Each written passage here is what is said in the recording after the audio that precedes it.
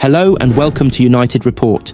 This is your home for all the latest Manchester United news, match updates, transfer stories, and in-depth analysis. Stay connected and never miss a moment. Subscribe now to stay ahead with everything happening at Old Trafford. In football, small decisions can have big ramifications. Superstition is as much a part of the game as half-time pies, but it doesn't always lead to a consensus, especially at Manchester United. Not for the first time this season, Ruben Amorim and Marcus Rashford find themselves on opposite sides of the aisle this time, over which end of Old Trafford United should attack first if they win the coin toss. According to The Athletic, Amorim has instructed his players to shoot towards the Stretford end, typically United's loudest stand in the first half. This is because statistics show they tend to score less, concede more, and pick up fewer points when attacking the Stretford end after the break. Rashford, however, has spoken in the past about the impact facing the Stretford end has when you are suffering, arguing that the roar of the crowd gives players an extra boost, especially when they're running on fumes. It is an amazing feeling. Second half, going and playing towards that Stretford end, he told MUTV in 2023. When you are tired and you are in pain and you are suffering, you want to be going towards that Stretford end. 100%. With United staring down the barrel of their worst domestic finish to a season in over 50 years, Amorim seems prepared to try anything to reverse their fortunes. While choosing to attack the Stretford end first might feel counterintuitive, the statistics paint an undeniable picture.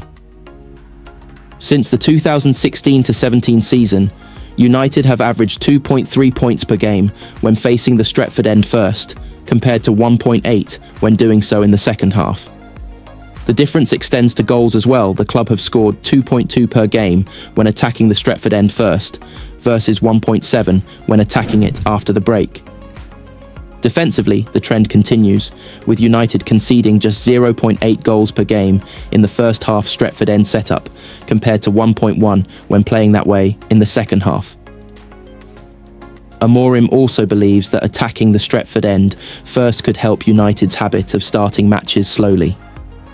Of their 28 Premier League games this season, the Red Devils have conceded first in 17 of them and have gone on to lose 12. They've also been beaten 7 times at home already, this term more than the club have ever suffered in a single Premier League season before. Rashford, who fell out with Amorim after being left out the Manchester derby in December, left United to join Aston Villa in January, temporarily ending his 20-year association with the club. He's made a bright start to life at Villa Park, with 4 assists in his first 9 matches, though is yet to get on the score sheet. His improved form, however, has earned him an England recall for Thomas Tuchel's squad this month. Villa face United at Old Trafford on the final day of the season, though Rashford will play no part in the fixture as he'll be ineligible to feature due to the terms of his loan agreement.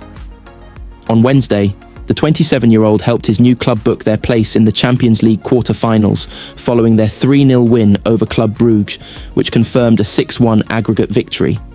They will face PSG in the last 8, and victory there would set up a semi-final clash with either Arsenal or Real Madrid. United, meanwhile, trounced Real Sociedad 4-1 on Thursday to seal a 5-2 aggregate win, as well as passage to the Europa League quarters, where they'll face Lyon. Ruben Amorim could be left to rue his decision not to swiftly raid former club Sporting CP after Chelsea agreed a deal to sign highly rated talent Giovanni Quenda, who was on Manchester United's radar. Reports of Enzo Maresca's side agreeing a transfer in principle for the Portuguese star broke on Thursday night and came as a shock, considering the reported interest United had in the 17-year-old. Quenda, who can play as a winger and wing-back, made his professional debut earlier this season under Amorim, before the head coach left his native country to replace Erik ten Hag at Old Trafford. Upon his arrival in Manchester, the 40-year-old promised not to raid his former club, given the likes of Victor Gyökeres and Goncalo Ignacio have routinely been linked with moves away from Sporting. He said, "I will not sign any Sporting player at Man United in January. Then, what happens in the summer? I don't know. Sporting players are good players. We will see what happens." With Amorim staying true to his promise and opting to sign Patrick Dorgu and Aidan Heaven in the January transfer window.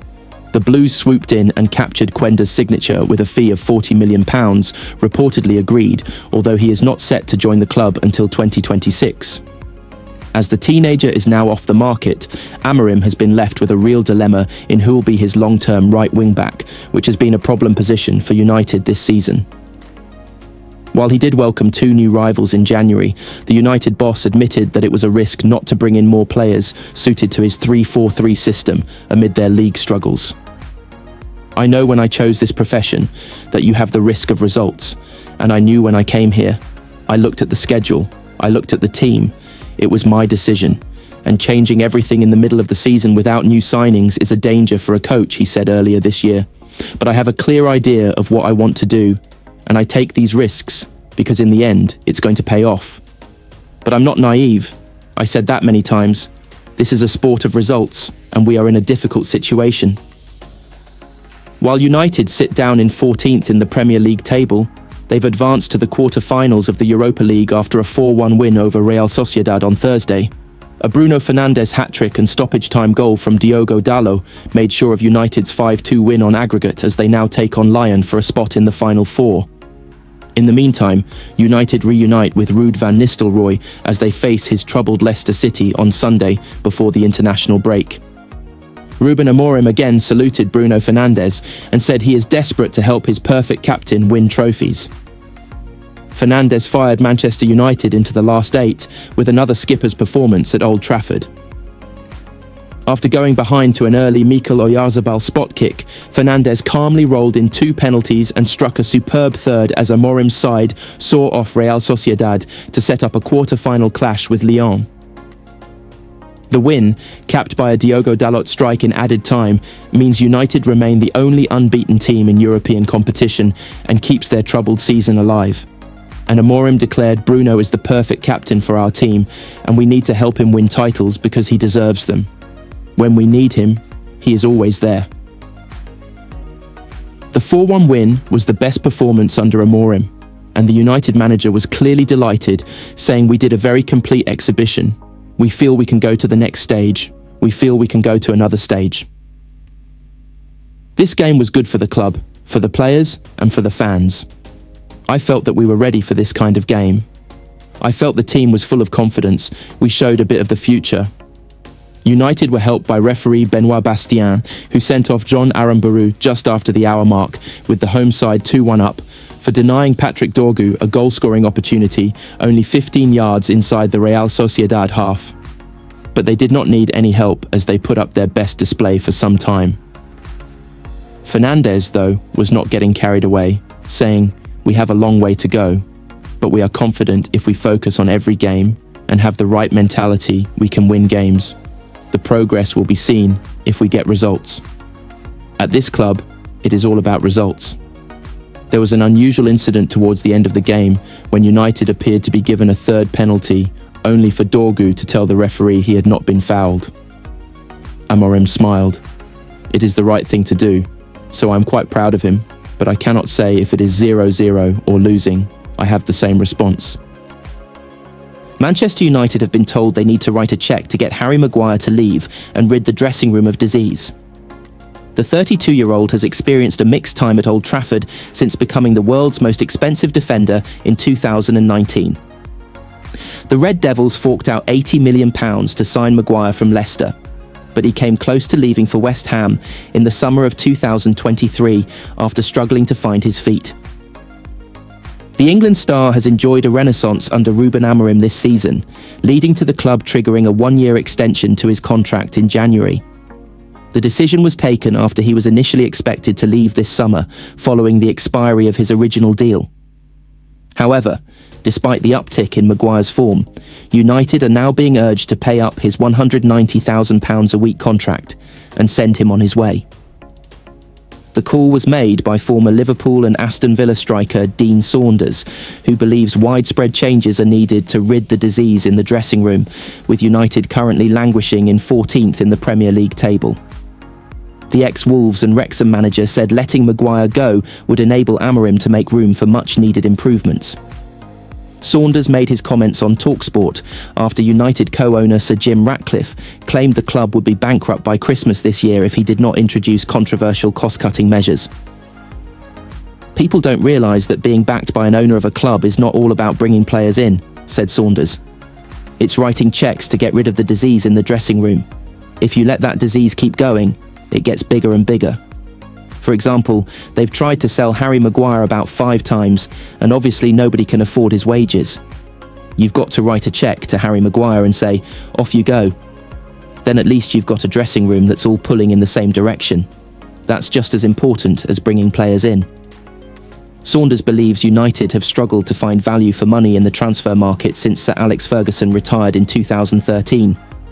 He highlighted the sum of more than £80 million which the club paid to sign winger Antony from Ajax in September 2022 as an example of their failings.